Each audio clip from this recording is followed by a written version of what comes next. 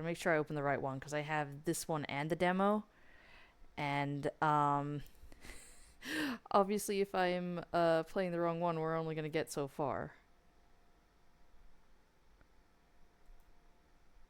So I'm pretty sure this is the right one. Yeah, this is the right one. Okay, cool. Let's launch the correct game! Let's go back to Sleepy Hollow.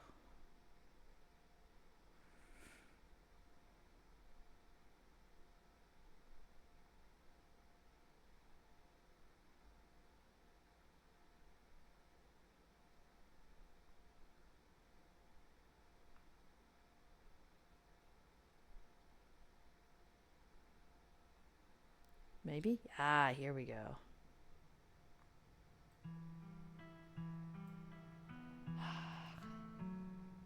The music that lets you know where you are.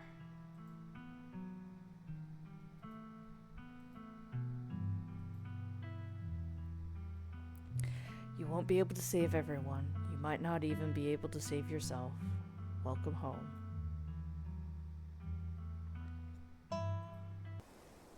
Alright, so yeah, last we left off, Stella was fucking missing. Let's go to the mines. I guess there's a decent chance Stella went to find your cousin, since they're friends. You don't see it? Oh, come on. The two of them have such a dynamic, you know? Classic dog and cat situation. Come on, I'll drive us. You follow Kanika into her van. It isn't long before you find yourselves outside the Scarlet Mines. Better hours now or none at all. I am unhappy with the treatment I am receiving as a... Hang on. The fuck does... I can't... God damn it. I am unhappy with the treatment I am receiving as a worker in the Scarlet Mine. Dude, don't make your sign so hard to read. There's a small gathering of workers outside the entrance to the mines, picket signs in hand. Hope it's not weird to talk to them while they're in the middle of this. Don't worry, I know these guys. Most of them are in the diner at least a couple of times a week. They're chill. Will they be chill talking to Tabitha's cousin, though? Oh. Well, if it isn't the boss's cousin. Oh, that's them. Well, if it isn't the boss's cousin. Might have had us fooled the other day, but word gets around fast. I didn't try to fool you, though. Have any of you seen Stella? She's missing. The YouTuber? She's the one on all the banned from property posters, right? We haven't seen her, and we've been out here all day, so we'd know if she'd come by. Make sure to keep an eye out. Thank you. How goes the strike? We miscalculated. We thought a kid losing her leg would have pushed folks over the edge, but I guess the boss personally dragging those kids out of the mine left a lasting impression. People are calling the boss a goddamn hero. They're calling Tabitha a hero? Really? We were there too that night. Kanika, you very understandably, logically, and smartly left with the dog. It's like everyone just forgot about how poorly she's been treating us. Can you elaborate, though? Or how unsafe the mines are. I mean, the closed-off one collapsed, but I can definitely understand why you guys are worried about, you know, like your current one. I can't go back down there knowing the rock over my head could come down any second. I value my life more than my paycheck. That's fair. It was dumb luck that she saved those kids. If she had any actual value, she'd come to the table and give us what we're owed. I know there's not a lot of us here, but there's more of us at the diner, and there's more of us setting up mutual aid. But once people see our follow-through, they're going to join up. This is only the beginning. Let me know if there's anything the general store can do to help. Anything you could think of, we'll take it. We need all the support we can get right now. What? Yeah, what are your grievances? Like, what do you want? Competitive pay, 8-hour shifts instead of 12. Oh, that is a lot of fucking... Okay. 12-hour shifts? No, that's... Okay. Improvements to sick days and vacation policies. Okay, so... Okay, not getting paid enough, apparently. Shifts too long. I can definitely understand that. Improvements to the sick day and vacation policies. I know you get them. I don't know what they are, though. And a thorough safety inspection before any of us step foot underground again. Okay. That is more than fucking understandable. That collapse was way too close to the active mine for me to feel safe down there until I know for sure that I won't wind up buried under 2 tons of rock. No, that's... dude, I cannot begin to say how fucking understandable that is. We want to change things. There's no reason we should be treated like we're a disposable workforce. You're right, but I also don't know if you guys have ever worked anywhere else to know that you're actually being treated pretty fucking decently. But I also understand where the motherfucker you're coming from, because, like, just goddamn, man. Yeah, I get that. I wouldn't want to go in the damn mine either. If we're the ones making her money, we should be making money too, not just scraping by. Have you seen her place? The woman lives off of nothing but mac and cheese and banana choco ice cream. Like, and potentially PB&J. I'm not entirely sure. That's a lot of grievances. Working here seems tough. Yeah. Do you think Tabitha can even make those changes without the mines going under? I'm sure she can figure it out. Kanika, I wish that was a vote of her confidence, but I know it's not. I'm not saying she's not a bad boss. People clearly aren't happy with her, but coal's getting used less and less, and I've seen that old Scarlet estate, that old Scarlet house. It's practically condemned. If she has money to spare, where's it going? That's a good fucking question. I really didn't peg you as someone who'd go to bat for Tabitha. Kanika, this is called common sense and logic. I'm not. I'm just trying to get the full picture of what's... I'm just trying to get the full picture here. And if the mine fails, I don't see how Aunt Winnie's diner doesn't fail with it. Okay, but that's the whole problem. A single family shouldn't be able to hold an entire town hostage. The workers need a say in the business. Fair enough.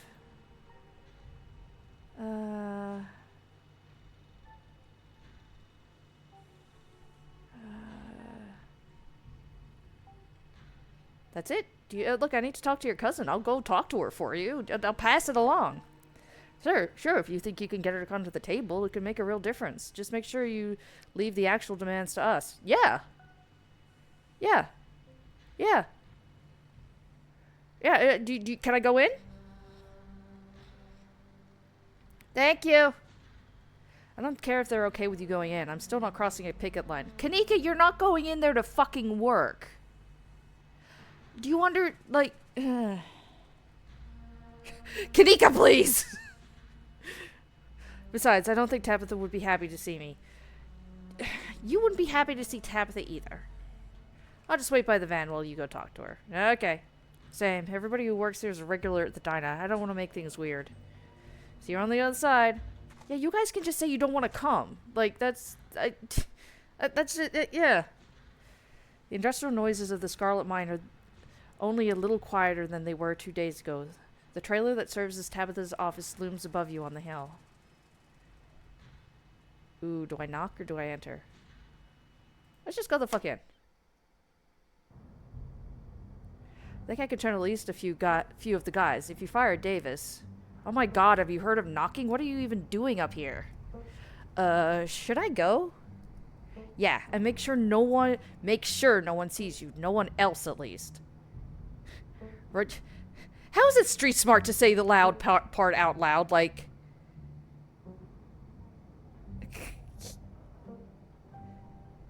Hey, do you have a minute? It's important. I could make some time.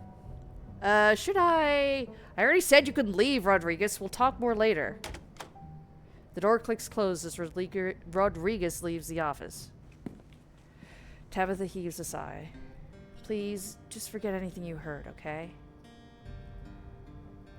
I really don't think you should fire Davis. He seems well liked. They'll make him a martyr and it would strengthen the strike.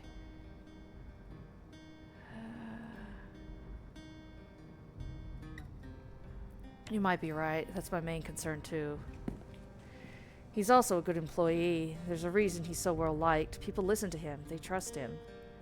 I'll be careful about this. I'm not going to do anything hasty. I can wait to see where this goes. I talked to some of the miners outside. Their demands aren't too bad. They just want 8-hour shifts, better pay, and some time off. Oh, and they want a safety inspection. I said I'd tell her. Oh my god, contrary to what people would have you believe, I'm not a monster. The last MSHA inspection was like a month ago, and they didn't find any issues. The Shaw mine isn't connected to the active mine either. Everything's fine.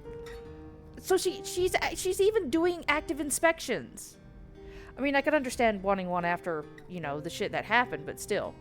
And we did our own inspection before sending people back to work yesterday. Not that the men yelling outside the gates would tell you that. Because that's the conventional thing about demanding a safety inspection. They can just decide that whatever I do isn't good enough. Just like they've already decided about yesterday's inspection. Not about to shut down the mines, waiting for some overpriced consultants to come in and take a week to tell us what we already know, that the mine is safe. As for everything else you mentioned, any of those demands would be a stretch. All of them would run the mine out of business within a couple of months. The best I can do right now is promise them it'll get better soon. But I don't think my word's much to them, and I don't like making promises I can't keep. If I'm right, though, and things pick up soon, maybe I'll be able to give everybody a raise or shorter shifts or maybe even everything they're asking for. I'm not a monster. It's not like I enjoy working people so hard, but it's the only thing paying the bills.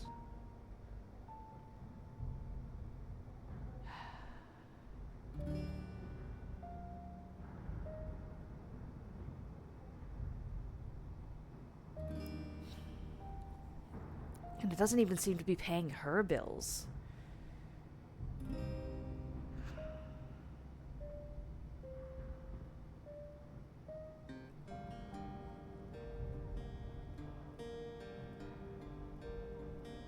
You can at least hear them out. If I hear them out but I can't deliver anything they want, then we're right back to where we started. Though, maybe I could get them to back down for a bit. Who knows? I suppose it's worth a shot. Look, you didn't come here to talk about my meeting. Why are you here? Don't get me wrong, it's nice to see a friendly place. But you shouldn't be up here. This is my battle to fight. Stella is still missing! I've been looking all over fucking town for her and we don't have any leads. Tabitha groans. You don't think Wayne...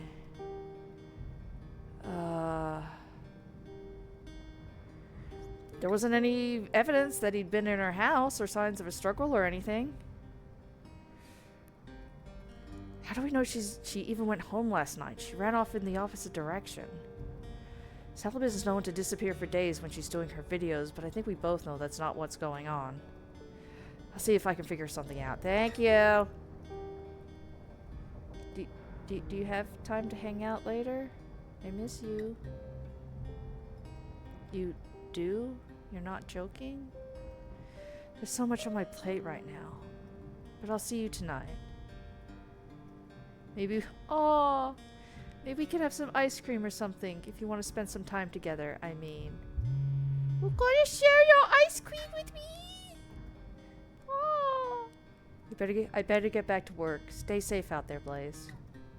Call me if you run into more trouble, but please don't go looking for any today, okay?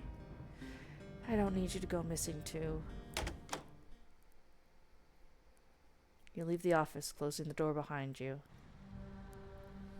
You find Kanika and Avery waiting for you outside. You don't look like you found any new leads. Look back at the striking miners. Oh!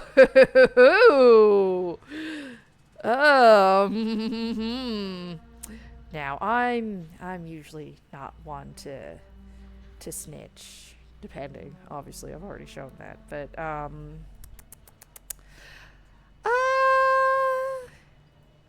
Hey, Davis, Rodriguez is trying to get Tabitha to fire you to break the strike. The little rat! Thanks for letting us know. We'll have to figure out who he's been talking to. Might help us round up more support. Whoa, I didn't expect you to share something like that. Normally, I'm not a fan of snitches, but snitching on a snitch seems like fair game to me. That's kind of what I was thinking. Like... everything sucks here and everything needs to get better for everybody, apparently. But, like, fuck that. Don't worry about Tabitha finding out. Your secret's safe with us. Thank you. You guys don't snitch on me either. I already didn't snitch on you guys.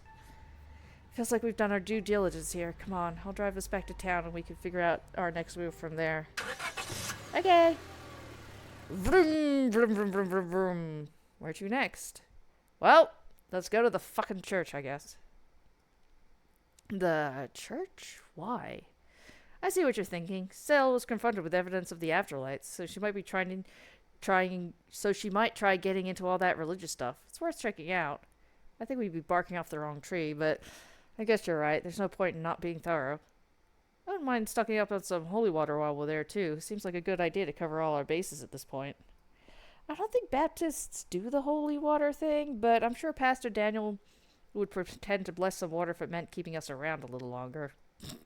It's good enough for me. Let's not linger. I don't want him thinking we're possible converts. Ooh. Look, wrong button! Look at them! Look at them! Ah, their simple drawing. This is so cute. I love it. Kanika leads the way, taking you up the gradual slope to towards the church. You know, I've lived here for a few years now, and I've never actually been to the church. That's probably for good reason. Where is that weirdo? No, God! Why am I? 4 visitors at once? On a Thursday? That's unprecedented. But there's only 3 of us.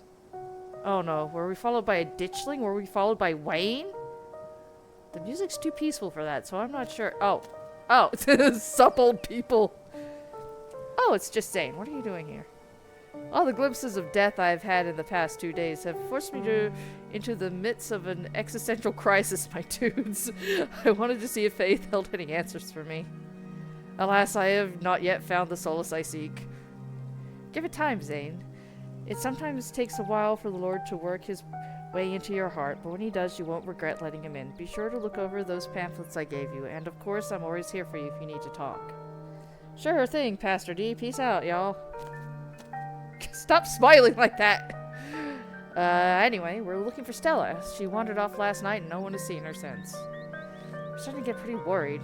We hoped maybe you or Janie has seen her? Can't speak for Janie, but I'm afraid I've seen neither hide nor hair of Stella.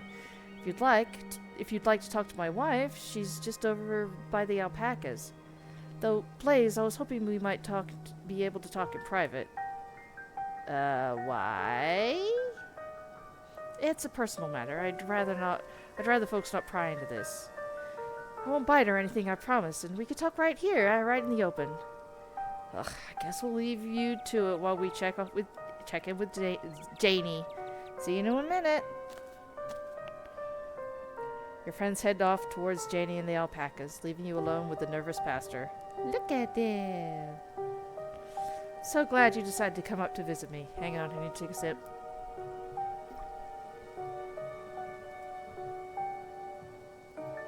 So many young people these days seem to think they can solve all their problems on their own. Meanwhile, God is right there, ready to help them. If only they'd let him into their hearts. The pastor's eyes dart back towards the alpacas. Okay, good, they're gone! My guy? Okay, good, they're gone. Dude? You're new in town. What kind of impression did I make on you? Am I creepy?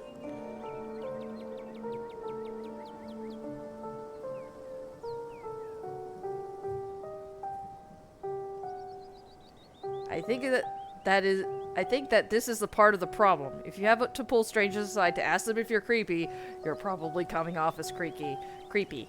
Although you also, Kanika said you smiled through her dad's funeral. You have no chill. You're extremely creepy. Yeah. You're right. I should just get better at seeming approachable. If I grew a thick beard, people would trust me more. Or maybe I should get a cool jacket? Dude, that's not gonna help. He's interrupted by the sounds of a snapping twig and a high-pitched giggle, partially muffled by the underbrush on the edge at the property. Miss, why do you have bare feetsies? Tulip, come out of there. You know you're not supposed to play in the woods. Tulip glances back into the woods, quiet as she hesitates. Tulip, are you going to be good, or are we going to have to skip story time tonight?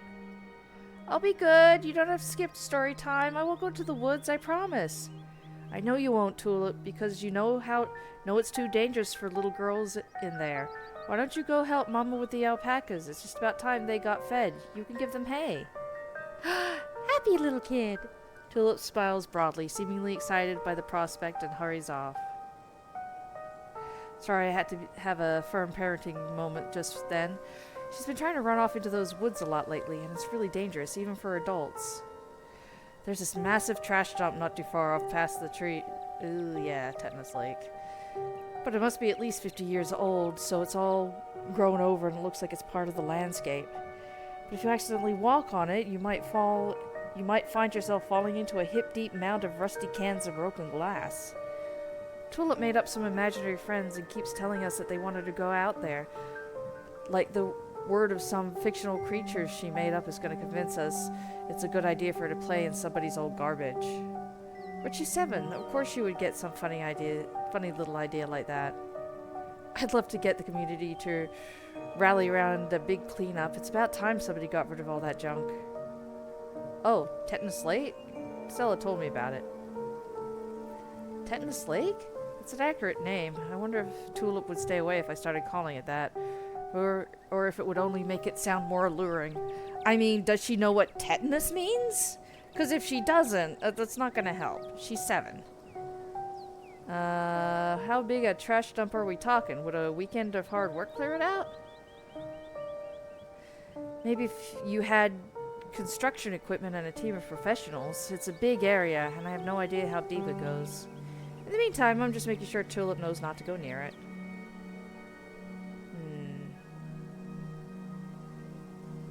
No! What's that you were saying about imaginary friends? Dude. Oh, she's just been talking about these friends of hers lately. Little stories about creatures that live in the church. I'm sure she saw some animal in there and decided it was her friend. It's nothing to be overly concerned about, except the trash heap situation. Street smarts. This man is lying to you. In fact, he's been lying since the moment he mentioned those imaginary friends. Whatever his daughter has been talking to is real, and he knows it. Sounds to me like you know exactly what she's been talking to. Daniel's eyes go wide just for a second. Don't... Street smarts. He does. He obviously does. He hunches his shoulders, his voice suddenly quiet. There are rats in the church. There, I said it. It's embarrassing, but she saw one at some point and she can hear them scurrying around in the walls, and she's decided they're her little friends. Please keep this between us. Don't tell Janie. I don't want her knowing that the church is in such a rough shape. Out of the corner of your eye, you can see Kanika and Avery walking back to the two of you. They must have finished talking to Janie.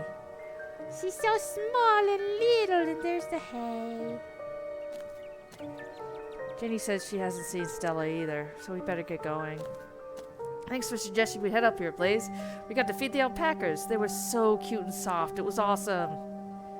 And Janie says she'll come by the diner with cookies for the miners, and a few extra for me, of course. Cookies! She's so nice. She even offered to bring me some since I'm feeling under the weather. I hope your talk with the pastor went well. Yes, we had a great conversation. I appreciate you all stopping by, even if it wasn't under the best circumstances. I'll let y'all be on your way. I hope Stella turns up soon. I'll put in some good prayers with the big man for her. All right. Thanks. See ya. Okay, bye. Yeah, the thoughts and prayers. Bye. Kanika and Avery start back down the path to town, and you follow. So, what was that about? He seemed pretty interested in talking to you alone. Yeah, he didn't say anything weird, did he?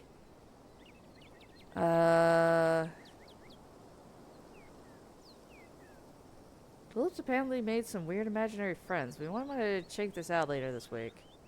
Kids make imaginary friends all the time. Pastor Daniel says there's a rat infestation in the church, and that the rats are her friends. I don't know, it seemed weird.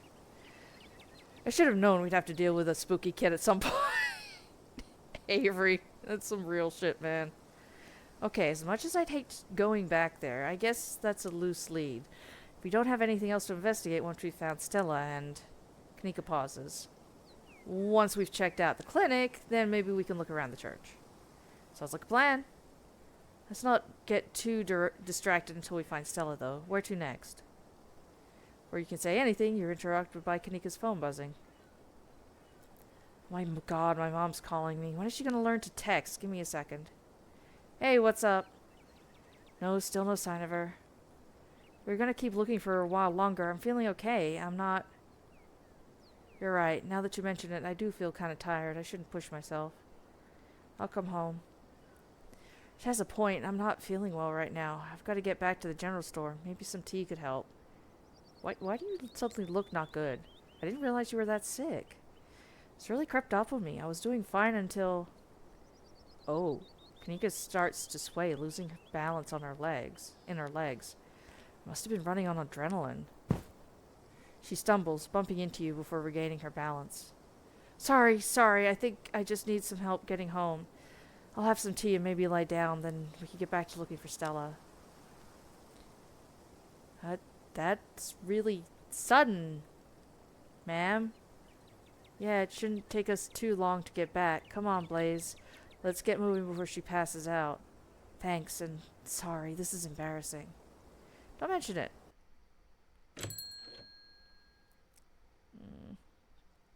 The bell of the general store chimes welcomely as you and Avery bring Kanika inside. Oh dear, Kanika, you poor thing. This is why you were supposed to stay in bed today. If you keep running around like this, it's going to take you so much longer to recover.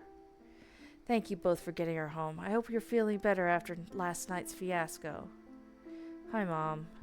Go on, get up to bed. I'll be there in a minute with more tea. And Blaze, once she's situated, I believe I owe you a chat. Hopefully we can start to get to the bottom of whatever's happening to the town. Wait, if you're talking mystery-related stuff, I should be there too. Sweetie, you've done enough today, and you never like it when I do tea readings anyway. I'm sure Blaze can catch you up once you're feeling better. Okay, you're right. I'm not feeling well. I should really lie down. Kanika heads towards the stairs and disappears without saying another word. Yeah. Whatever that was, it didn't feel like the same person who stormed out of the general store just yesterday morning. That person wouldn't just do as she was told so easily. You couldn't help but notice an uncharacteristic firmness in Sybil's voice, too. Maybe their relationship isn't so pleasant behind closed doors. I'm so sorry to be a bad host, Avery, but I was hoping Blaze and I could do our reading in private. I'm sure Winnie needs help at the diner. Ah, you're right. I totally left her on her own today. Fine by me. I wouldn't want to mess with your tea vibes. I'm sure those leaves are very particular. Oh, but before I go, I did want to ask. Are you a witch? Street smarts. Avery does not beat around the bush. As flattered as I am that you think I'm that magical, I'm just an old lady who likes tea and has a few unusual hobbies. Look, I'm just saying, doing stuff like reading tea leaves is pretty witchy as far as I'm concerned, but I won't push it. But just so you know, if you are a witch, you could totally tell us. We'd be cool about it. Unless you're fucking with Kanika, then we won't be cool about it. I'll leave you all to your not supernatural private tea leaf reading. We'll catch up tomorrow, Blaze. Okay, bye! They make their way out of the general store, disappearing down the street in the direction of the diner. Shall we? Sybil motions to the tea room. You're not really as nice as you seem, are you? What makes you say that?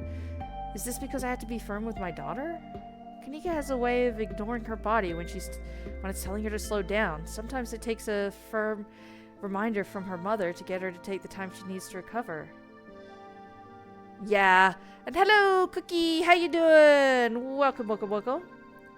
And it's not just that. It's you just it's all part of the job when you're a parent, no matter how old your children are. Yeah, but it's just you called her up and then she was suddenly sick. Like, it's just a little sus, ma'am.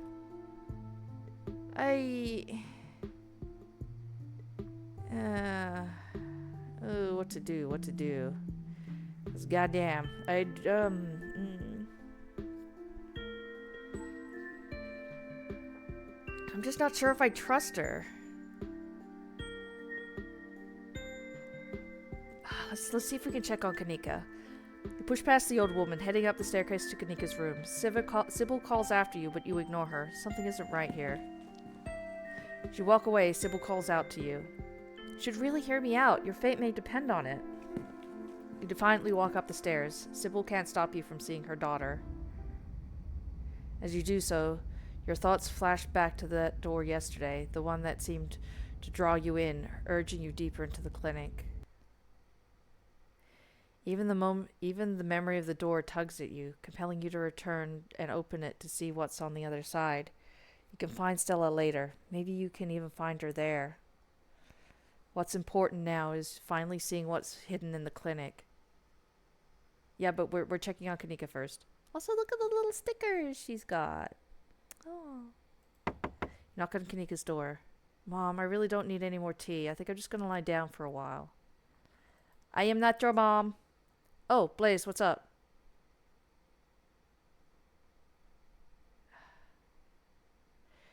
You don't have to listen to your mom, you know. You're an adult. Let's get out of here. Sorry, Blaze. My mom was right. I'm exhausted. I probably shouldn't push it or I'll wind up worse off tomorrow. It's like you're on your own. And apparently I'm not stopped on the way out. So we just go. You make your way up the familiar hill, past the rows of ragged houses that make up Scarlet Hollow's residential area. It isn't long before you find yourself outside of Dr. Kelly's clinic. Its secrets enticing you to find a way in. Ah, hydrate! I shall take a sippy. Everyone take a sippy. Even at the bottom of the hill, you can already feel the presence. It's like a magnet has been fixed to your ribcage, gently tugging you forward, guiding you towards whatever emits this compulsive frequency. Power build. It wouldn't be hard to jump onto the terrace from the hill next to the house. Really? I have online school in around 15 minutes. Cool, good luck. I hope it goes well for you.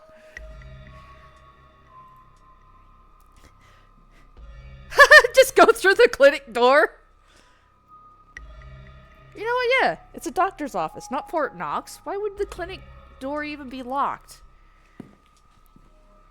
You carefully make your way up the old wooden stairs of the clinic's wraparound porch, avoiding any suspicious creaky-looking steps. You push the door open slowly, just enough for you to slip in, but not enough to risk any sound from the door's ancient hinges. This town apparently doesn't believe in WD-40. Alright. Gasp. Oh yeah, she's got the little board of stuff. Oh yeah, because mine's black lung. Yeah. You can see the dock at a desk in some room down the hall. She hasn't noticed you. You shut the door silently, watching her close. You're in the clinic, free to explore as you please. Or rather, you're free to explore as you please. You can feel that odd sensation again, the nagging pull of whatever it was that you wanted to find it. The nagging pull of whatever it was that wanted you to find it. Wooden frames and door creak a lot, and WD-40 doesn't help. Yeah, it helps the hinges, though, and it was mentioning the hinges, so... But yeah, you're right, though. Certain parts of it can't be WD-40'd. You've been caught by its gravity, an overwhelming curiosity guiding you around a corner and towards a dark doorway under the stairs. It's been left ajar as if inviting you to enter. Turn on the lights. Ah! Oh, this is a morgue. Oh, you're dead. Oh, you're not dead. Blaze? What are you doing in the morgue? Flirt? Hi. Why? Vampire? Also why? She killed you! What are you doing in the morgue? I'm sure it looks weird. It's not like I expected anyone to come down here. I was just, you know, practicing. A rehearsal, if you will. I gotta crack a joke. Rehearse, you say? Good one. I know it wasn't that funny. His words seem distant to you. The tugging is strong down here. You can almost feel yourself slipping into a trance, and your eyes wander to the back wall of the morgue. You need to see what's back there. Follow the pull. You touch the wall. It feels disappointingly solid under your palms. Okay, I'm actually gonna go now before I miss. Yeah. Go. Go. Hopefully enjoy your class. Good luck. See ya. And thank you for the good luck. See ya, Cookie. Ooh, the sounds again. Hey, are you okay? You feel Reese's hand gently shake your shoulder, and for a moment, the thing on the other side of the blank white wall loosens its pull on you. You kind of look possessed for a second there. You good? Make him understand. Wall, need to see thing, but wall in the way? Let me inside. Some kind of magical shit going on, man, but it's telling me I need to get behind the wall. I need to get behind the wall. There's a stone carving on the other side of that wall, and I need to see it. There's some kind of magic shit going on, man. Reese glances back at the wall. You're really serious, aren't you? This is probably a bad idea, but if you really need to get in there, I'm pretty sure there's an emergency axe somewhere upstairs. I just need to get the doc out of our hair. Should take 2 seconds. Get Doc out of our hair? Yeah, if I say I'm sick and need something, she'll drop whatever she's doing and do it for me. Surefire way to get her out of the house. And most of the time it's true anyway.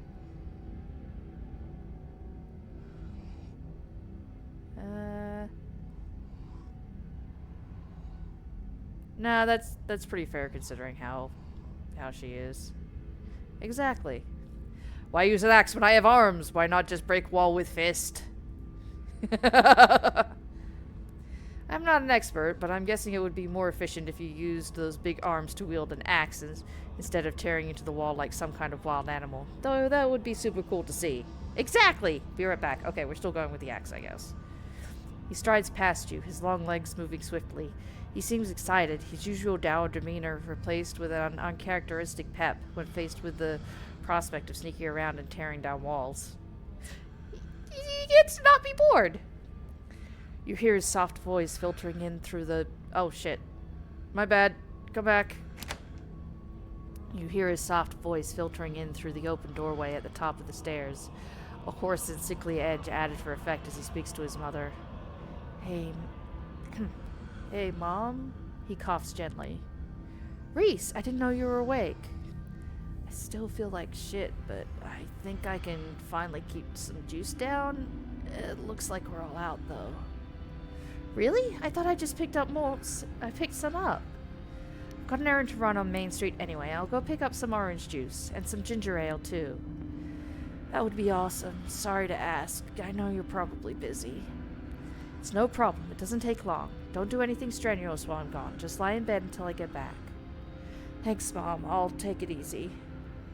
You hear footsteps move down the hall, then the front door opening and closing. It worked! The theatric rasp has left his voice, excitement rising in its place. Come on up. We don't have long until she gets back. Yippee! As you step out of the morgue, you relax. The extra space between you and the carving has weakened its hold on you, and with it, your desperation to claw your way through the wall and unveil it. More sippy.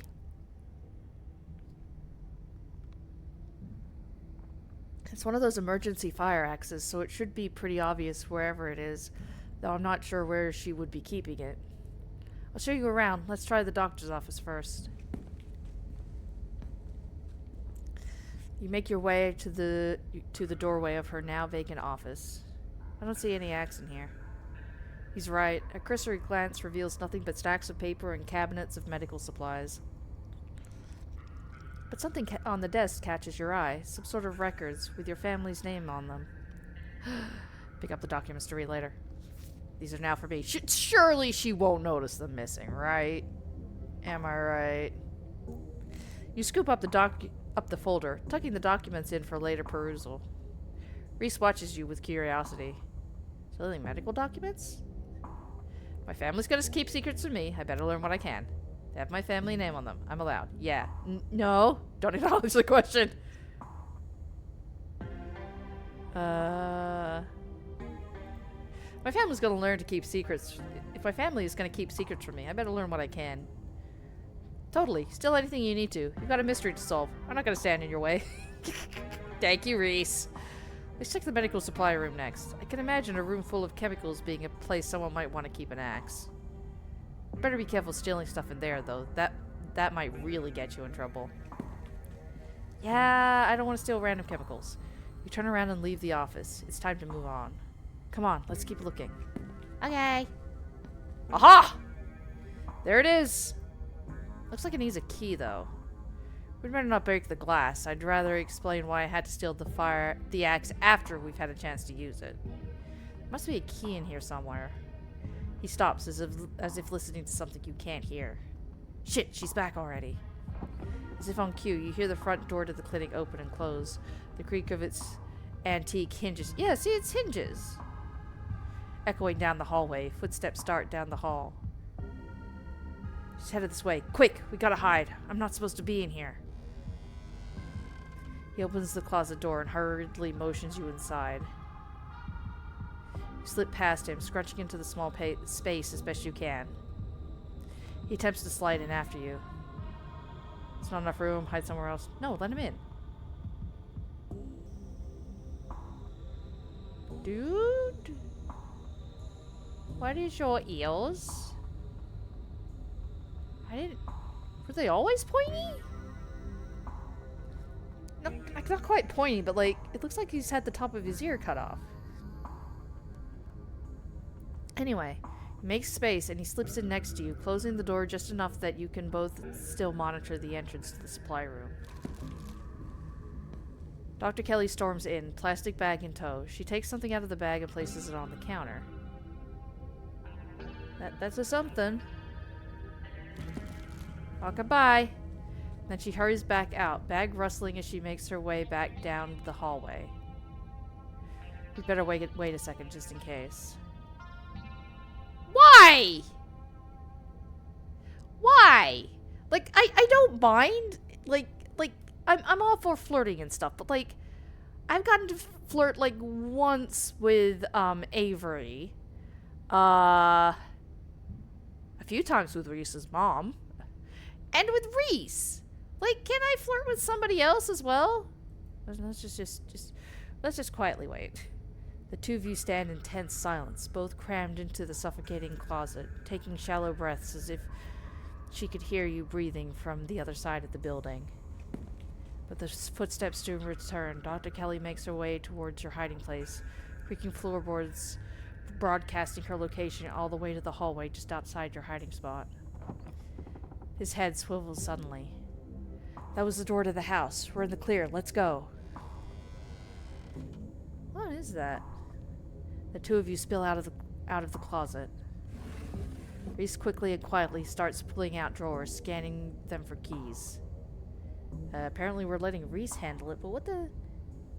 It's like some plant? What do we got going on here? Hey, first aid kit. I don't know what that is. Anyway, apparently we're letting Reese handle it.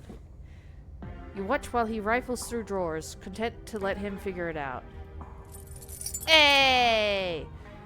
Soon there's a jingling of keys, and he turns to you, victorious. There we go. They're even color coordinated. She made this too easy. Reese pauses to look at the plant on the table. It was weird of her to drop that off, right? Why would she put some alien-looking fruit in the supply room? I don't know. Is it alien-looking? Because, I mean, depending on your definition of alien-looking, a lot of plants look alien-looking. Like, what is it? She's not a pharmacist. She's not supposed to make her own medicine. This room is for storing stuff she orders from an actual pharmacist, and I doubt it's decorative. Why? Does it not look decorative? It just looks like a fuzzy stick with, like, berries or seeds or something on it. We can always eat it and see what it does. Who cares? We've got bigger fish to fry. It is weird. Maybe we should do some snooping. Maybe there's some information on it somewhere in here.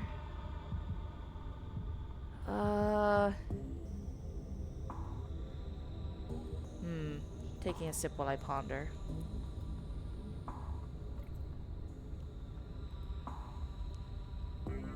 Alright, what are we thinking? What are we thinking? You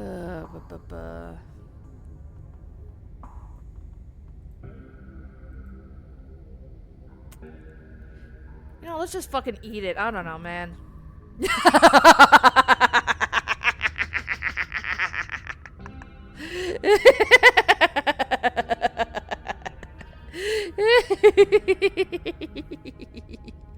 I like the faces some of these people make. We can always eat it and see what it does. I'm not going to be the one to try that, but I'm taking this with me. He shoves the berry from the weird plant into his pocket. I'll meet you down there. I've got to come up with something to cover for the noise. Okay. Also, isn't she going to notice that the seeds are gone? He hands you the axe, and you make your way back down to the hallway towards the morgue. You follow Reese's instruction, once again starting down to the basement stairs, letting the pull of the stone carving guide you back to the morgue. Dr. Kelly's voice filters down from above. I was right, we did already have juice. It was just at the back of the fridge, but there's no harm in having extra. What are you doing in the clinic? I thought I told you to go rest. Oh, I'm just gonna chill in the morgue. I've got my speakers, so if you hear some weird sounds, that's just my music. I'll be sure to put in earplugs to drown out all that industrial clanging you listen to. Well, that's fucking convenient. You know, I'm not the biggest fan of you spending time down there. It can't be good for your mental health to hang out in a refrigerator for corpses. Did you at least have a blanket this time? Yeah, I'll be fine. It's just a change of scenery. My room feels too claustrophobic right now. Okay, I'll let you know when it's time for dinner. You hear the door close and the sound of Reese descending the stairs to join you in the fluorescent lit room. Hey, what's up? Listen to music that sounds like a wall being broken down? Of course I do. I'm sad all the time. God, my taste in music is finding and coming in handy. It's exactly the cover we need. Stop asking questions. It's time to see what's on the other side of that wall. Alright, fine. Wall nail, yes? Have at it. You approach the far end of the morgue, practically singing through the air as you strike the wall. Powerful build. It's like cutting through butter. You were right. You could have torn through it with your bare hands. You stagger back from the massive hole in the wall, admire your effort. Holy shit. The splintered edge frames a dark passage seemingly cut deep into the side of the cliff, cold seeping from the forgotten place into the already frigid morgue. Reese coughs as he takes a better look at what lies beyond the wound in the wall.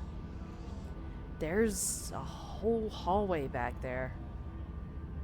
Yeah, and a wheelchair and shit. Thick, stale air leaks through the hole, filling the morgue with an earthy mildew smell, like the room is slowly filling with dirt. And with the stink of the grave-like room beyond comes an even stronger compulsion. You step forward. And you climb into the hole. This is wild. I had no idea any of this was here. An entire hospital wing rotting away for decades behind some flimsy drywall. Yeah, what the fuck? His voice sounds distant. Your sole focus is finding it. Your feet move without prompting, and you stumble down the hallway towards the far wall, barely registering the antique clutter as you stagger past it. Whoa, are you okay? Apparently not. You don't respond, and you don't bother to retrieve the axe. The wall is rotten, water damage having eaten away at the wood over the course of unknowable years. The planks nearly reduced to sawdust. You tear into it.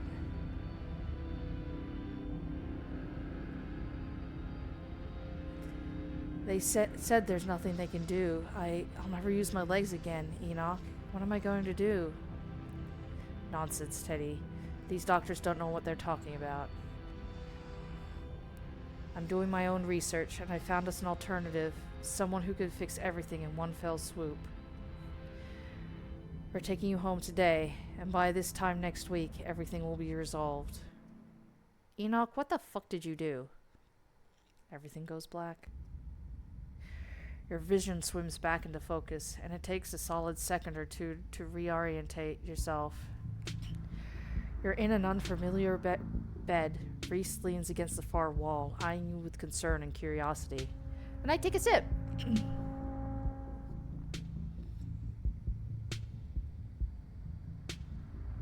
Hell yeah, look at this room. Why is that one covered up?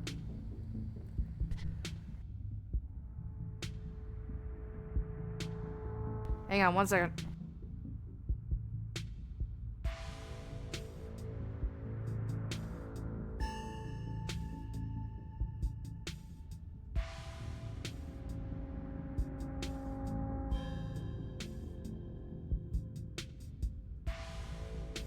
Okay, I'm back. Hey, I was worried you'd slipped into a coma or something.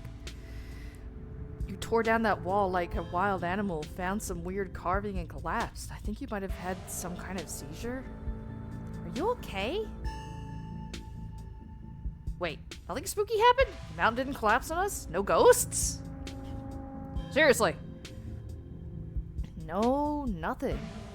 Just fell down, twitched a little, and when you seemed stable, I carried you back here. That was a few hours ago. You carried me? Through a hole in the wall and up and down a bunch of stairs? What? It wasn't super far or anything. I just picked you up and carried you. I might be sick a whole lot, but that doesn't mean I'm made of paper.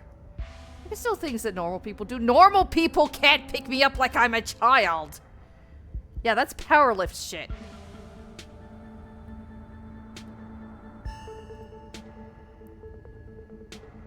Really? Yes! Thanks. I guess I don't have much of a frame of reference for what normal people can do. Not pick up another person like they're the paper. The apologies for, like, you're not a piece of paper like a piece of paper. You're just very strong. Does Dr. Kelly know I'm here? No, I snuck you back into the house while she was busy in the medical storage room. Figured you wouldn't want to come too in the morgue. Thank you! I had a vision. A vision. Like a hallucination? Ah! I'd have to Google the difference between the two, and I don't feel like doing that right now. I have those sometimes too. Used to have them a lot as a teen. What did you see? Always just weird little things. Like my hands would look wrong, or my neck would seem too long, or the room would feel smaller. Ha. Is anyone else getting the vibes that maybe the reason Dr. Kelly wasn't so,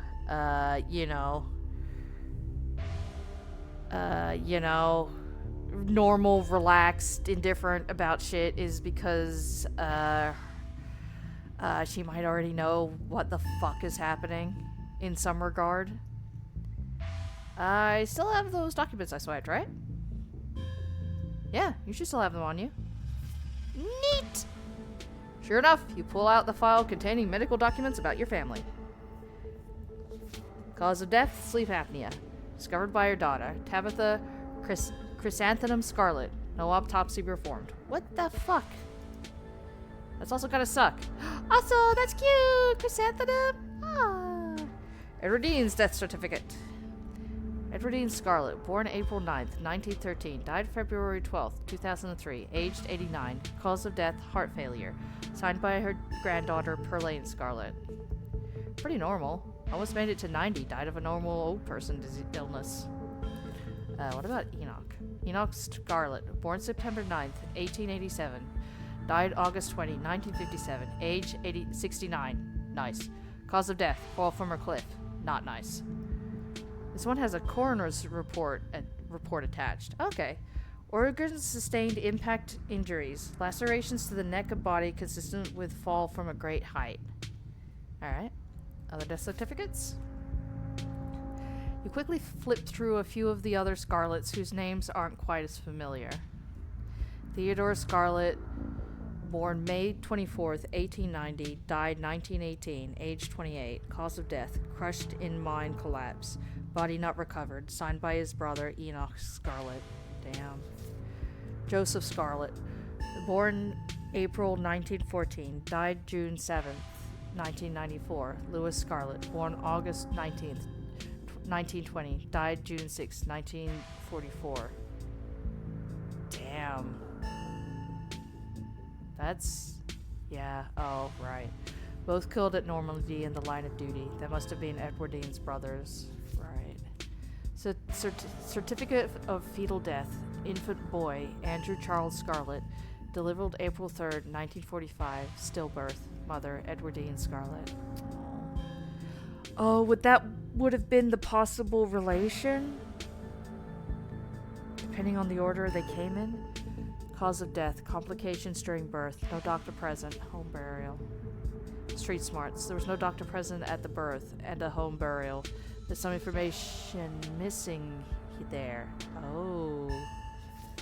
Alexandra Scarlett, born December 12th, 1947, died August 20th, 1957, age 9. Missing, presumed dead, signed by mother, Edwardine Scarlett. Alexandra, the owner of the doll, so she went missing. Mary Bell Scarlett, that's the painting of the lady in the room. Born September 3rd, 1946, died October 30th, 1963, age 17. Cause of death, complications during childbirth, signed by her mother, Edwardine Scarlett. Damn.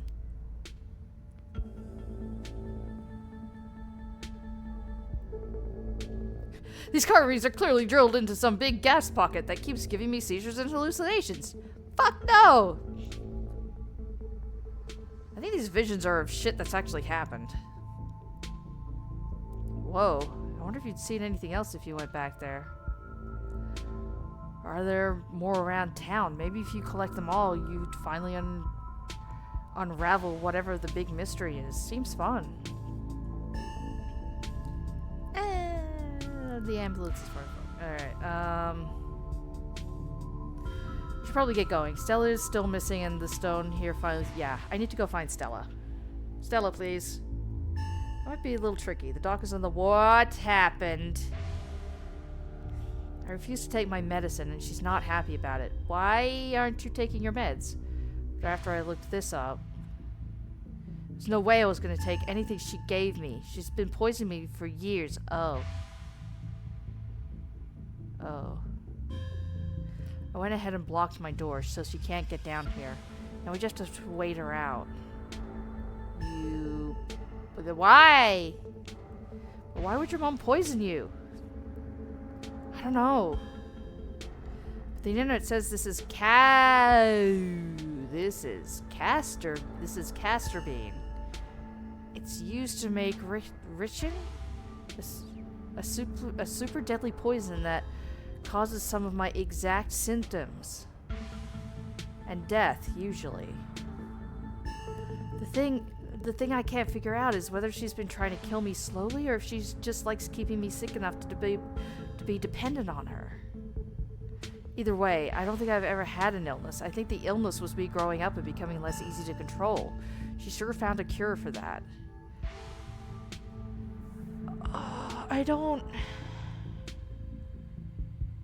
Nothing has been that simple.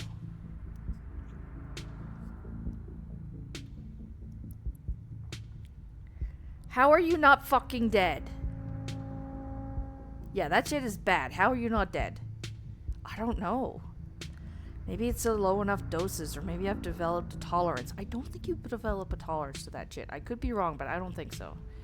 But I think the fact that I feel more alive by the minute is enough proof that she was keeping me sick. I don't even need evidence.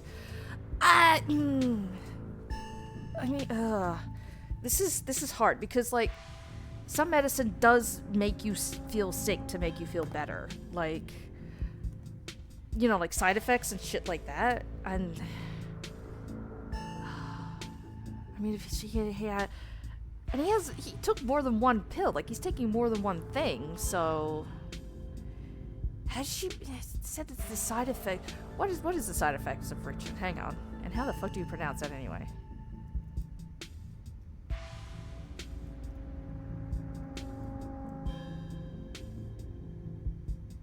Blisters, fever, headache, loss of appetite, nausea, redness, swelling, dying tissue around injection site. Well, he's been swallowing it, so I guess not that.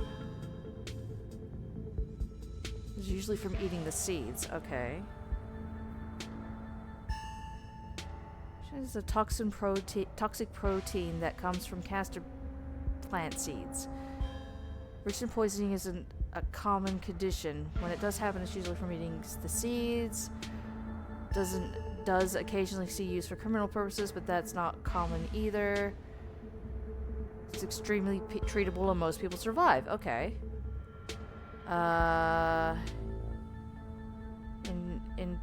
Ingestion, inhaling, injection. Okay. Diarrhea, dizziness, or passing out due to low blood pressure, nausea, vomiting, blood in your vomit, or poop.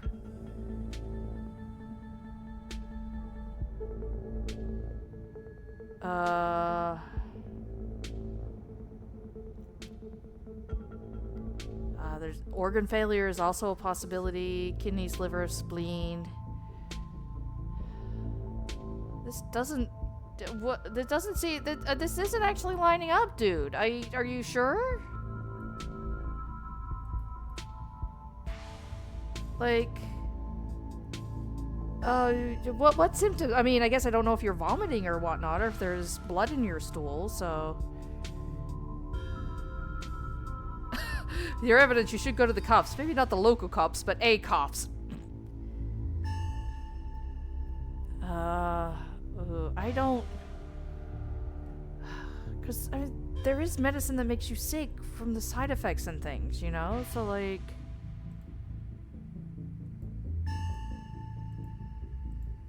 But he's convinced. Oh, what to do.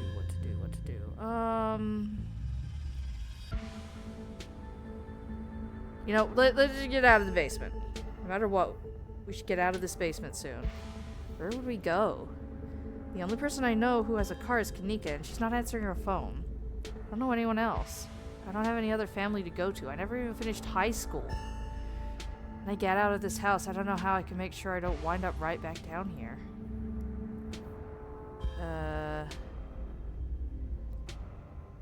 No, I don't want to wait it out. I want to leave. Why no leave? Am I gonna have to go back and make it a different... Okay, I don't want to say stay with me. I'm not flirting with you. I'm sorry. You're cute, but I'm not flirting with you right now.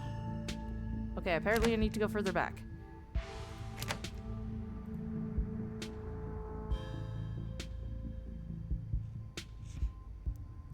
I guess we leave it at that. You blocked your door? Of course I did. I put a chair in front of it. It's never failed me before. Don't need her coming down here to finish me off, or whatever it is she might do now that I know what her treatment plan has been all these years. Sorry, I got distracted. What is flickering on the screen? On the stream. Stop that. Yeah, but we don't have that evidence, though. I need to leave, though. But now we're just locked downstairs.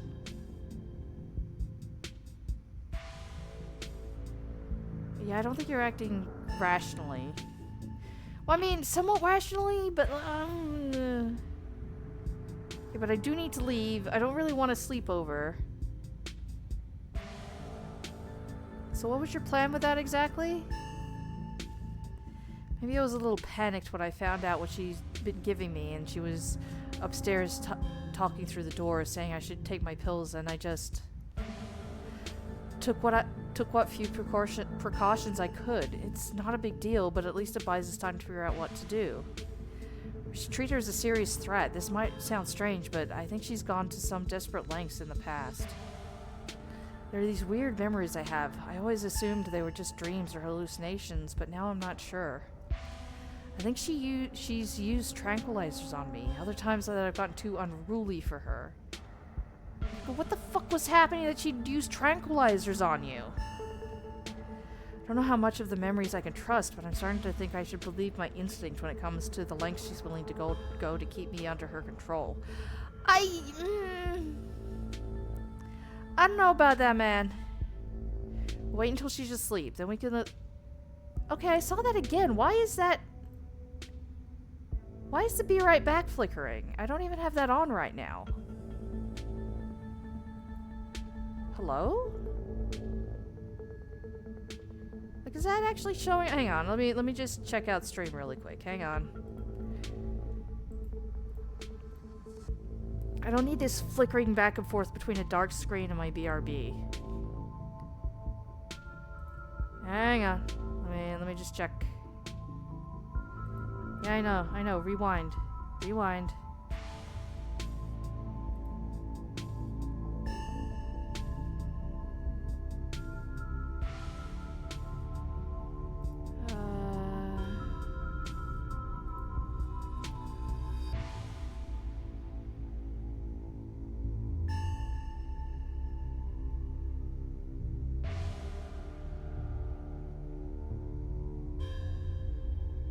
Okay, it seems like it's just maybe a bit of hiccuping and not actual...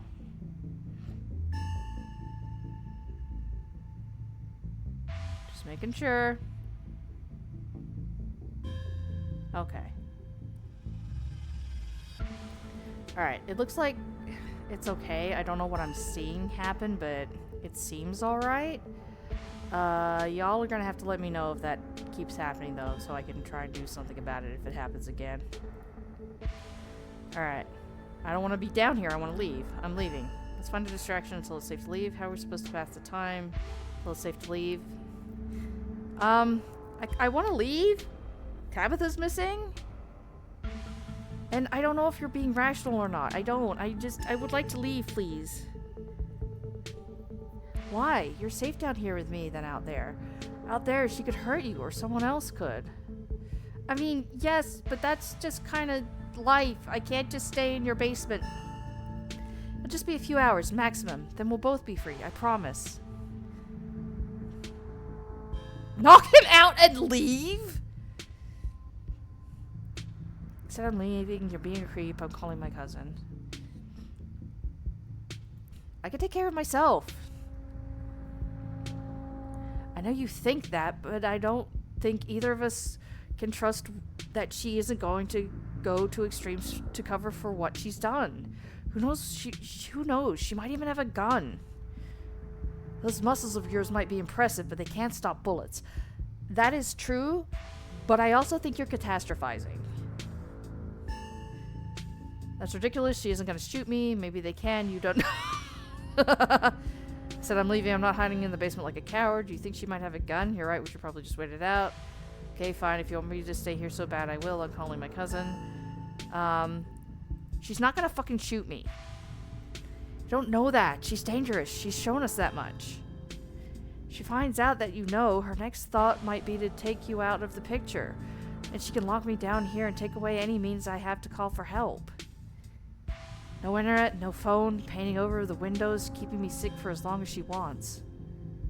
It's not like she ever lets anyone check up on me anyway. I could vanish off the face of the planet and no one would bat an eye. Reese is talking fast, his movements twitchy and erratic. You can see his muscles squirming under his skin. It doesn't look right. Fuck. Maybe you're onto something. Maybe she wouldn't just wait around down. We shouldn't wait around down here. No, that's not what I meant. Also, I hit the wrong button again. Also, bug, get off my computer. Dude. Oh, shit's gonna happen. Maybe we should just go up there together, do what we have to do before she has a chance to get the upper hand. No, that's not, no. There's a knock on the window. Hello? Oh, God. Leave now, before this situation escalates.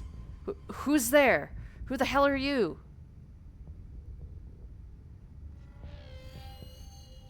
I can't believe I'm happy to see you. Without another word, Wayne starts pounding on the window. Good luck, freak. That glass is shatterproof. He You feel a hand on your shoulder and are thrown back from the window. I don't like this. Get away. Leave us alone. Dude, you're being a bit possessive. Oh. As Reese tears at his clothes, paint bubbles out from the canvases, his ghoulish figures peeling themselves out of their two-dimensional worlds, invading yours, crawling up the walls. He's got a little tail! His fucking spine, man! What the fuck is that? Oh, it's shatterproof. Apparently not. The window shatters. Ah! Grab my hand. I'll pull you out. Okay, yeah, that looks like it might be... Oh, his ears are really pointy now. Oh, his tail got longer. I get it. You're the guy who's been following Blaze. Enemies all around us, huh? Why is your text in the same color? Oh. A surge of violence, the change that has been brewing inside Reese finally comes. As it manifests, the broken basement window is sealed off, and Wayne along with it. Who need more than a Big Mac, man? Run! You've seen enough. You know you need to leave. You run up the stairs. The door is blocked by a chair. Well, we're gonna... And then it's blocked by something else, too. Fuck this! Fuck this shit, I'm out! You toss the chair out of the way and tear through the paintings covering the door. They stretch and rip, yellow and red globs of paint coating your hands in the place of viscera. Finally, the wood slippery in your painted grip, you fling open the door. Rush to the front door. Freedom. You rush to the front door. But the things from the painting are faster. They flow out from every crack in the wood, flattening themselves against the door frame. You pull, but it's sealed shut, as if they'd learned from their first attempt. Then you hear the thunder of massive footsteps coming up from the basement. Shit, fuck! Oh. Hey. You turn to witness Reese. You take a sip of your water because you're... Yeah. Fucking hydrate. I can't let anyone leave right now. She might find a way out, but it's okay. I'll make it so she won't be able to hurt anyone anymore. Go back downstairs. You'll be safe there. No, thank you. You size Reese up. You're gonna need some heavier firepower than your fists to deal with him. Reese, you're not thinking clearly. I'm not gonna let you kill your mother. No, I don't want best views. Fuck off.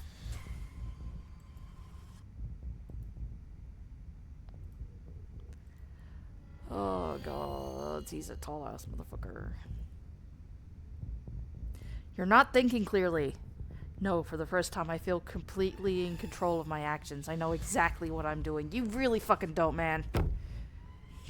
Reese turns and disappears deeper into the clinic. Tabitha! You dial your cousin's number. Hey, where are you? Reese... Clinic! Emergency scary! Reese is gonna kill his mom and he's a werewolf or a vampire or something. Reese transformed into a monster in some kind of rampage. Can you come pick me up? What? Don't move a muscle. I'm coming to get you. Your cousin hangs up the phone. Kelly! You make your way to the door that beckoned to you yesterday. All intrigue now washed away. You know where it leads, and you know what secrets the stone that lurked in the forgotten basement of the clinic had to share with you. Now the clinic holds a new heart. Oh shit. Somewhere beyond the narrow hallway leading from the house proper into the doctor's office, there is a monster preparing to do something unthinkable. Open the door. You grasp the handle and turn. Street smarts. Dr. Kelly emerges from the shadows and levels a firearm in your direction. You take a sip of water, because goddamn.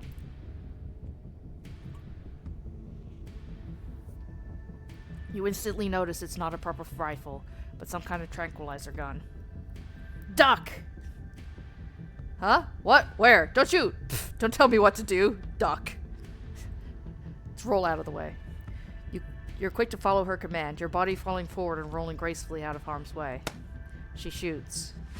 The gun isn't very loud. There's only a pop as the projectile leaves the barrel, whizzing through the air. You turn to see a dart embedded in Reed's chest. How did you get behind me? Oh, hey, your ears. He pulls the tranquilizer dart from between his ribs, heaving heavy breaths as the drug courses through his system. You're going to have to try harder than that, you... I think that's an H. No, how did you... What? Ah, shit! My frames! No, not right now, you son of a bitch.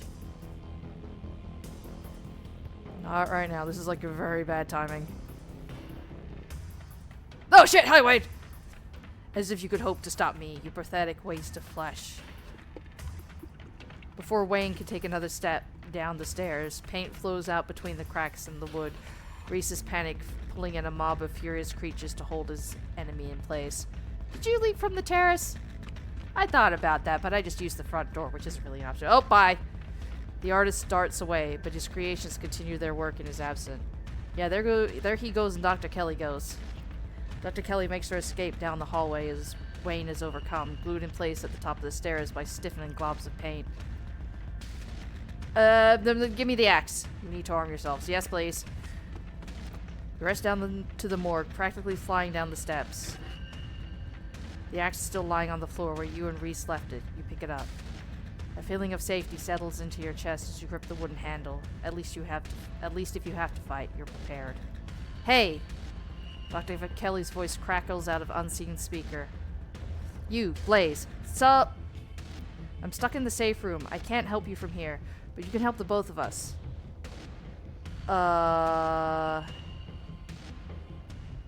What the hell is your son, ma'am?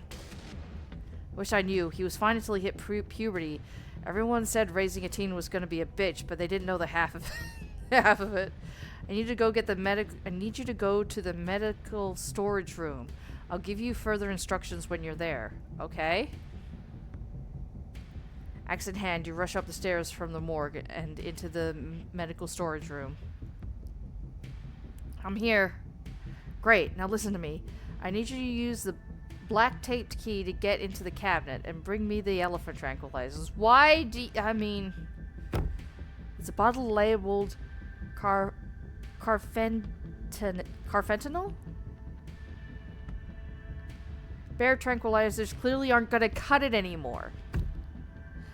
An intercom system, huh, Doc? Good, you should hear this. Blaze, you don't have to do anything she says. I'm not gonna hurt anybody else, just her. If I don't, you and I both know she's just gonna shoot me full of elephant tranquilizers. Did I hear that right? And shove me back down in that basement, or maybe someplace even worse, and keep killing me every day for the rest of my miserable existence. God, you're fucking creepy looking in that school of shit. I feel amazing right now, better than I've felt in my life. I'm not dangerous. She's just scared because she knows she has to finally pay for what she's taken from me.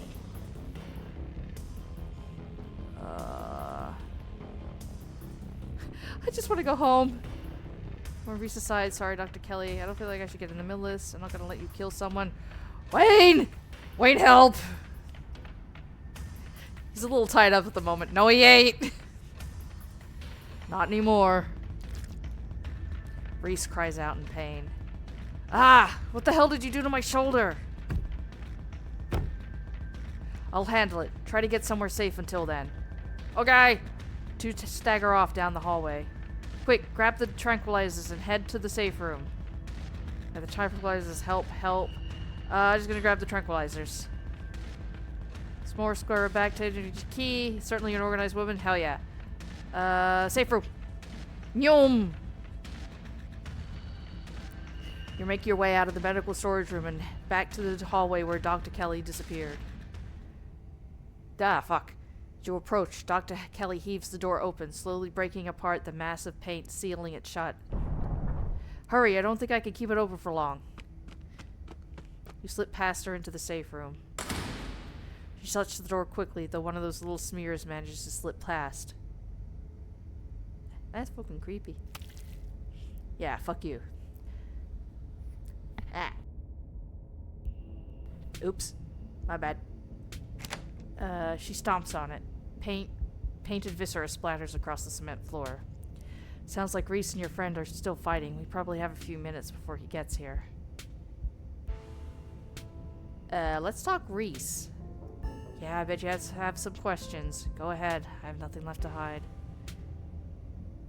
Why did you start poisoning him? Dr. Kelly sighs. Can we stop calling it poison? I mean, this is the first time we've called it poison, but... Yes, it's poison, but the act of me giving him poison was not me poisoning him. I was medicating his illness. I mean, I'm not a doctor. It started when he was around 15. I'd been giving him increasingly high doses of clonopin, but his body kept adapting and his symptoms would come back, especially if we ever fought. I couldn't keep ordering all those drugs. It was already suspicious and I couldn't risk losing my license, especially if anyone ever found out what I was using them for. Someone approached me with a solution. I took it. I've been dealing with the emotional and mental consequences of that decision ever since. Whomst the fuck? Whomst the fuck? Oh, yeah, here. Who approached you and what did they say? Dr. Kelly gives you a long, hard look. I don't want to talk about that woman. But screw it. I might die tonight. Sure, I'll tell you. It was Sybil. I don't know how the hell she found out. Maybe Reese had an episode while he was over at her place. Who could say? I thought she was insane, telling me to give my son Richen like it was a mystical mountain folk cure for fussy teenagers. She was right, though. And I hate that. I hate the power it meant she had over me. Still has. Don't trust her, Blaze. She puts on that sweet old lady act, giving everybody tea and talking about healing magics or whatever. But she's a snake. Holy shit. Alright. When did you find out? A little after he hit puberty. He had all the usual changes and a few extra. Thickened nails, sharp teeth, elfish ears. I figured he might have some kind of genetic disorder. Had him checked out at a few specialists, but there was nothing obviously wrong with him. Then we had an argument, and he changed right in front of me. He was nothing like what he is now, just a couple of inches and some facial abnormalities, enough to be noticeable. I was scared. He could see that, and he stopped. I thought it was a one-off, or maybe a hallucination. But the second time, it wasn't as subtle, and it didn't go away as easy. That's when I knew for sure that this was something beyond my realm of expertise. What is he? At first, I thought he was some kind of werewolf. But if he is, he doesn't follow any of the full moon rules or anything. Silver doesn't do shit to him, and you've seen what he looks like. It's just weird. I almost wish I could examine him while he's fully transformed. It'd be fascinating to know what happens to him or how his body does it. But he seems pretty hell-bent on ripping my throat out, so I guess that'll just have to remain a mystery. How did he not know what he was? I've been medicating him since he was 12. We've only had 3 incidents like this before, maybe 4, depending on what counts. This is the worst one by far. He doesn't seem to understand at first that he looks different, and I just make sure to stay on top of his dosages so he really does. But I've been preparing for this inevitability. He's an adult now. There's only so much I can do to control him. Was his dad similar? Yeah, what was his dad like? A strange little smile creeps onto Dr. Kelly's face. I wish I knew. Reese just kind of happened. I wasn't seeing anyone. I just woke up pregnant one day. I know how impossible that sounds. I'm a doctor, for Christ's sake.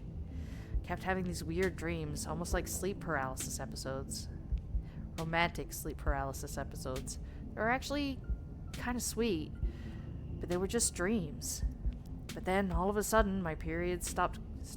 I got morning sickness, and roughly 9 months later, Reese. The relationship between you seems so difficult. Yeah, you could say that. He was such a cute kid. When I found out I was pregnant, I was terrified. I didn't know if I'd be ready, but he made me love being a mom. It's not like it was going to be sunshine and roses forever. No matter what, kids grow up and they change, sometimes for the worse. This is part of being a mom, too. Doing what you can to make sure the child you brought into the world isn't going to go around eating people. How do you know he's dangerous? Well, he wants to murder me, so that's clue number 1. Okay, but ma'am, in his defense, like, come on. What if we give him some time to chill? It's not like he's usually a violent kid. He's mostly just sad. But every now and then we butt heads, and that's usually when this side of him comes out. Imagine if this happens anytime he gets frustrated with anyone. Imagine he gets road rage one day, turns into a 12-foot tall monster with a million teeth, and rips somebody apart in the middle of a major metropolitan area. Yeah, he's dangerous. That doesn't mean he's...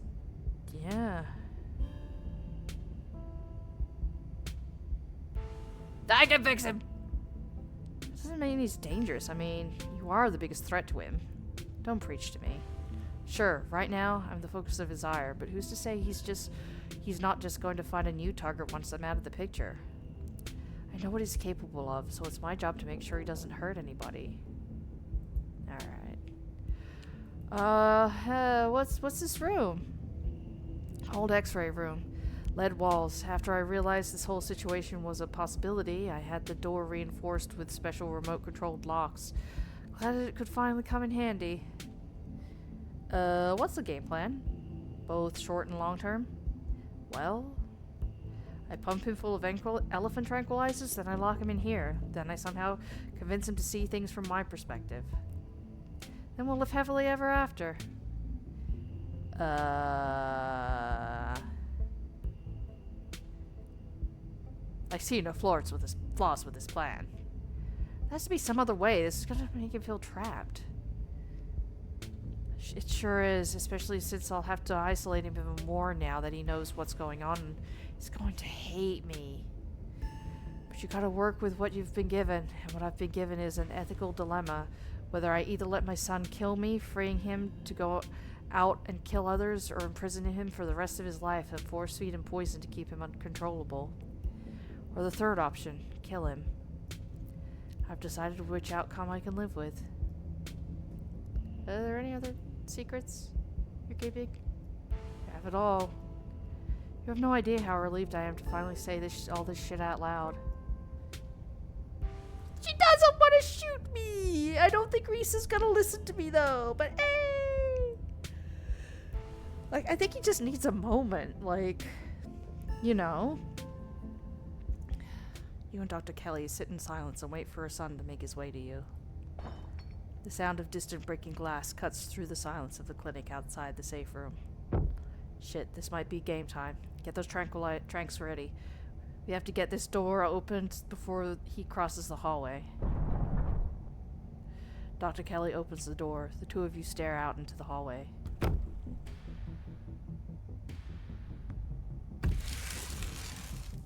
Oh, fuck. Yo, fuck, and the paintings. Shit, oh, yours coming.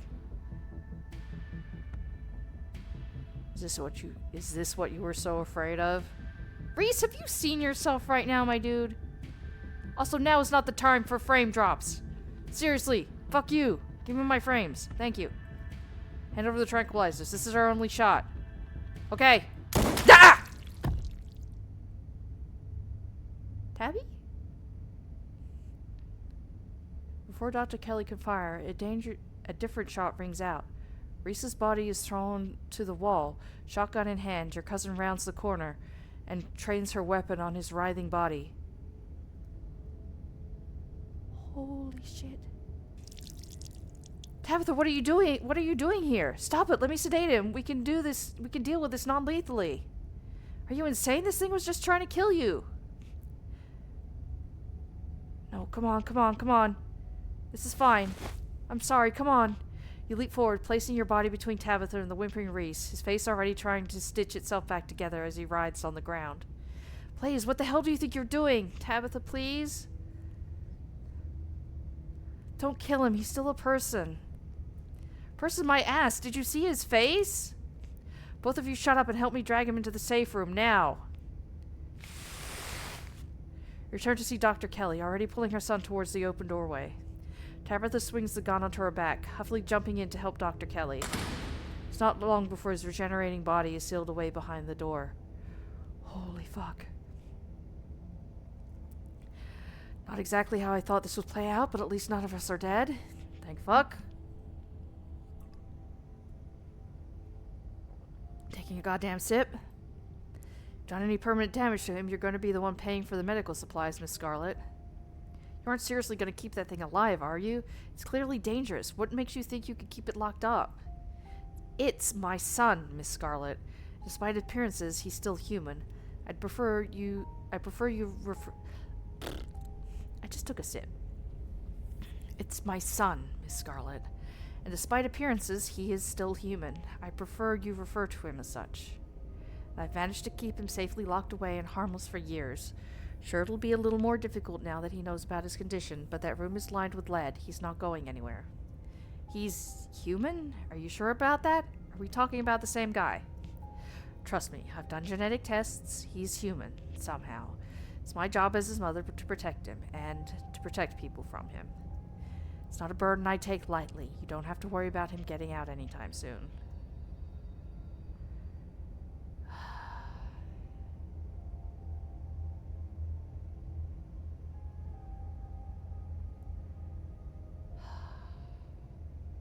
Like, you both have a good point, but, like, Dr. Kelly's just like,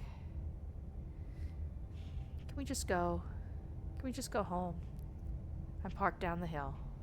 And Joanne, I'll be checking in on you. You better figure out what to do with him soon, or I won't hesitate to step in and make sure he's dealt with before he manages to break out again.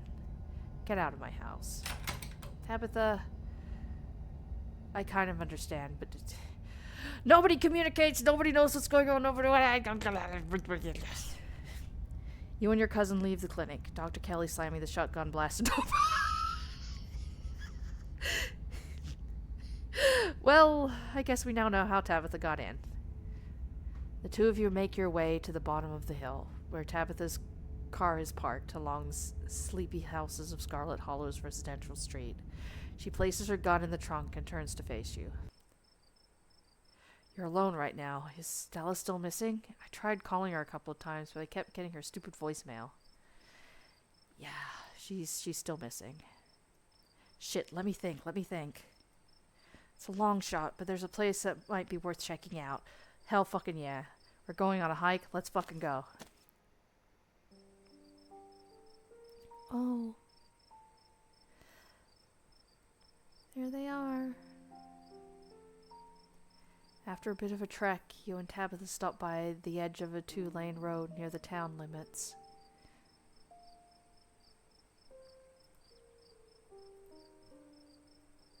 There, sitting on a log, staring mournfully out at the asphalt, is Stella. You watch her from the underbrush. She's alive, thank God. She sounds more exasperated than relieved. Street smarts, though you know by now that's just her trying to cover up genuine emotion. She's deeply relieved and terrified to show such vulnerability.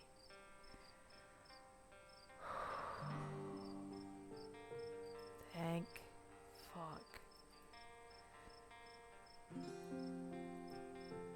How'd you know she'd be here? It's where her It's where her parents died. She ran off after we saw a ghost last night. It just made sense that she'd be here.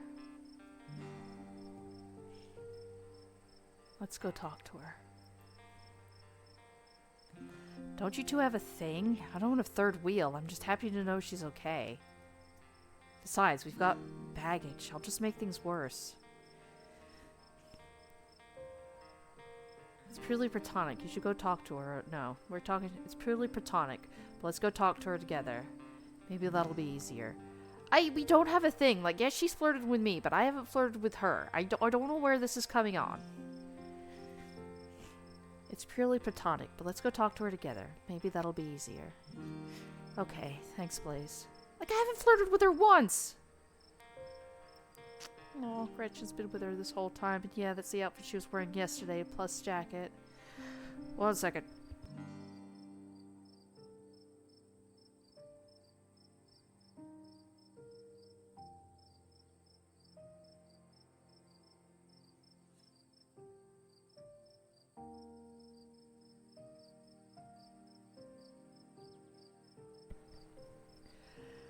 The two of you join Stella, perching on the old log on either side of her.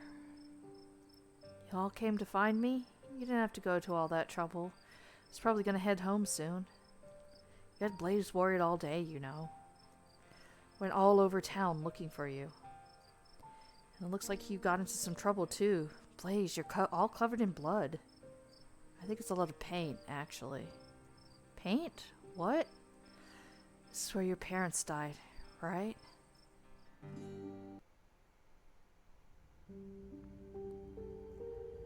Oh.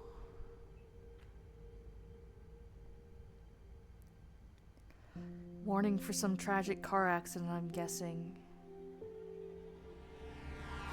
Oh, fuck.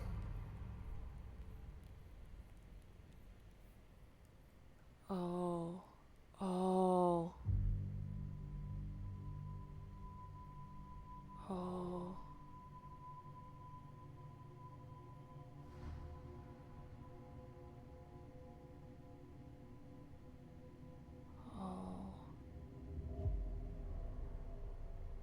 Oh, God. Oh, gods. Oh, fuck. Oh, fuck. I'd never get in a vehicle again. Are you fucking kidding me? Holy shit. Oh, fucking traumas. Oh, fucking hell. Have you been sitting here all day? Yeah. Just waiting. Silence falls over the three of you, the wind rustling in the leaves and the sound of night insects carry on around you, muted in the still night. Nothing happened, though. That's probably for the best. Tabby, did I do something wrong after the accident? What? There's whole years of my life that feel like they just never happened. Like every time I try and remember them, it's blank. I have all these videos sitting on my channel that I don't even remember filming. It's scary. Did I do something to push you away? No, all you wanted to do was talk to me, but Perlaney wouldn't let me near you. Oh. Tabitha, stop hiding behind your mom's corpse. She's gone. The only person who can make decisions about your life now is you. Hey! God, you're right. I was an adult when your parents died, Stella. It doesn't matter what Perlaney wanted. I pushed you away, and I shouldn't have done that. I'm sorry. Tabby, I've missed you. I've missed you too. The three of you stare out into the quiet night. I think the accident is probably why I got into ghost hunting. I think I just wanted to see them again. I wanted to know whether I even could. I never found anything, so I eventually gave up. Then last night happened, and I ran out here to see if maybe it would happen with them too. Even if it meant seeing the crash again, or seeing them all messed up and dead. I just wanted to see them. It's been a whole day. I don't think they're coming. Do you want to say goodbye? Stella sits in silence for a long moment, her breath slow and even. Goodbye. I love you. Don't worry about me. I'm gonna be fine. She's silent again, as if waiting for a response. No response comes, but she smiles, a lively glimmer returning to her sad eyes. That kind of felt better. I don't think I realized how much I'd kind of trapped myself in my own head. Thank you for breaking me out of it, you two. Stella straightens up, stretching her back. Gretchen wags her tail, tags jingling in the quiet night air. You should probably head back, right? I haven't slept in a day. Ooh, do we tell her? Do we not tell her? Oh, I'll tell you tomorrow. You don't need to hear about this tonight. You keep the events that transpired at the clinic to yourself, at least for now. The three of you and Gretchen make your way back through the woods before arriving at Stella's house. This is me. Thanks again, you two. Come on, Blaze. I think there's a carton of ice cream with a scarlet name on it. Hell yeah. Tabby, wait. Before you go. Oh. Stella wraps your cousin in a tight hug. Oh. Don't be a stranger, okay? Never again. I promise. Oh. I don't know which of them needed that more. Oh. Oh, I'm gonna cry. You and Tabby quietly return to the estate and make your way up to the kitchen, where she pulls out 2 pints of banana chocolate chunk. She puts one on the table and wordlessly thrusts the other 2 into your hands. I'm sure there's a lot you want to talk about, but we're both here, we're both safe, and we've both had a long week. Let's just exist together. The 2 of you stand in the kitchen, quietly eating banana-flavored ice cream while Frou-Frou purrs gently in her sleep nearby, an oasis of calm. God, she right though, goddamn. Oh, I need to wipe my eyes. That did actually get me. Goddamn. I cry easily though, so that's not too much of a thing, but still. Oh. And we probably both need this too, cause yeah. Look at her though. Look at that. Just a real, honest, genuine smile from her. Look at that. I'd give her a hug, but she's apparently not a hugger, but maybe she is now. But as Tabitha's spoon scrapes the bottom of her empty pint, the moment ends. I'm also just realizing today I've had a PB&J and a pint of ice cream. The fuck? Alright, I'm off to bed.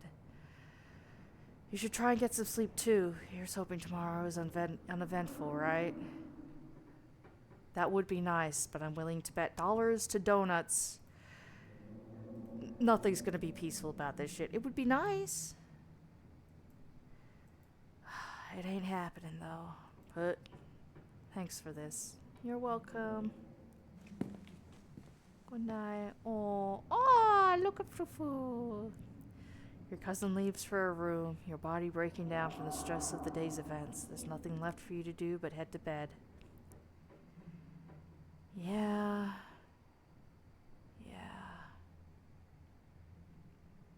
Go to bed. Exhausted beyond belief, you stumble into your room and collapse on the bed. Do I not have pajamas? Am I just sleeping in my day clothes? What the fuck? I understand not pointing it out, though. Because, yeah. As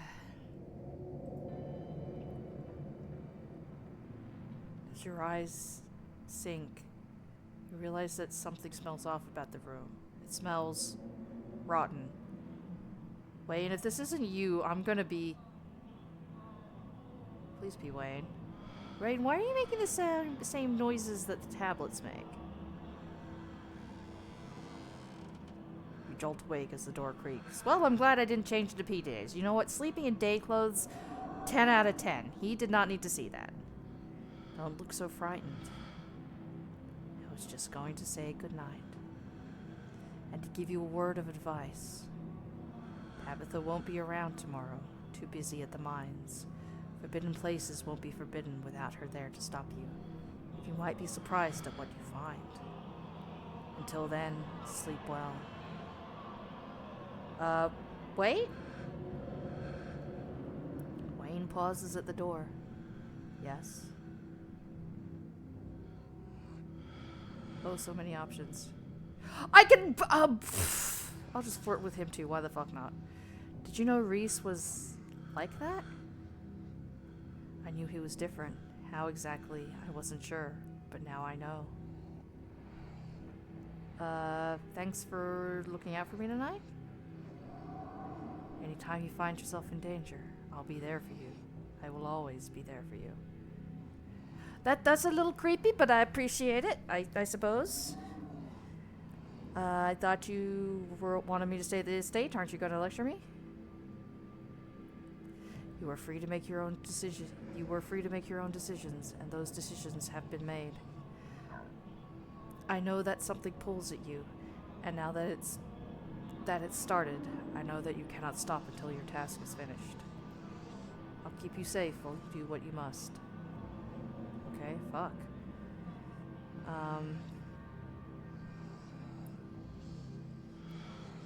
Seems like Reese gave you run for your money. Wayne emits a strange kind of coughing sound. You realize he's laughing. He managed to catch me off guard. Those constructions of his were an interesting little trick, but that's all they were. I thought you might have done something bad to Stella. I didn't have to. She didn't have it in her to stand by your side. Would you have hurt her if she did stand by my side? Like, why is that relevant? What is that relevancy? Remember that. She won't be there if you need her. I mean, do you mean like in the mines? Because I absolutely get her running out to get help. Like, can you elaborate on this? Maybe? No? If I press that? No. Oh, good night. Oh, okay, good night. Lane leaves your room and closes the door behind him. Well, we don't get to flirt with him. Potentially for the best. That's a little funny, though. I kind of... What if we do... what if we do flirt with him? The damp smell of the matches is starting to become almost welcoming, a sign the now daily horrors of Scarlet Hollow are finally behind you, at least until the sun inevitably rises once again. You close your eyes, your exhausted body succumbing to sleep almost immediately. As you drift off, you think of Reese, trapped in that tiny windowless room, all his greatest fears realized, his body no longer his own. But you stopped him from killing Dr. Kelly. The world, at least for now, is protected from him. And then you think of nothing. This is the end of episode 4. Episode 5 will release later this year. Oh my gosh! Follow us on social media to stay up to date through the rest of the show. Oh my gosh! If you'd like to continue, yes. I think it is saved because yeah, I'll do a who's he what's it, and well actually hang on. Let me just click this real quick. Hang on. Everybody, just hold on a minute. Just a second. Hold your horses. I just have to do a lot of clicking. Dear gods, I have to do a lot of clicking. Ah! So much clicking. Holy shit. Oh, wait, hang on. Okay, here we go. Save. Alright. Oh! Huh. Well, I'm glad it's saved. It just fucking crashed on me. There it goes. Well, I guess we'll end it here. Thank you so much to everybody for for chatting and lurking. Thanks to those who are watching in the future. Thanks for hanging out. Thanks for following. Um, yeah, I'm glad I saved. um, damn. Yeah. Actually, let me check real quick. Yeah, episode 5, October progress. Hello, cousins. It's been a busy month for us, and we've been working furiously to finish our rewrites of the middle section of episode 5. Okay, so middle section. And we're just about there. With Abby returning full time to art this coming Monday, we're extremely happy with how the script has transformed with these changes. With episode 5 easily becoming the most replayable and complicated chapter to date, with a web of branching paths that respect both your in the moment decision making as well as the complex relationships you've built up to this until this point. We're going to keep this update short because you can expect a bigger announcement before the end of October. See you then, Tony and Abby. Fuck. Okay, so I'm guessing we're not going to get, like, the full chapter by the end of the month, which is pretty fucking valid, all things considered. But I'm definitely going to keep an eye on this. For now, though, tomorrow we might do some Grimshire. Definitely going to do some Phasmo, though. As said before, Grimshire has updated, so I don't know if I'll need a new save file or not. We'll have to see going in. But yeah, we'll find that all out tomorrow. Thank you again for stopping by. Thank you for chatting and lurking. Thank you for watching the VOD or over on YouTube in the future.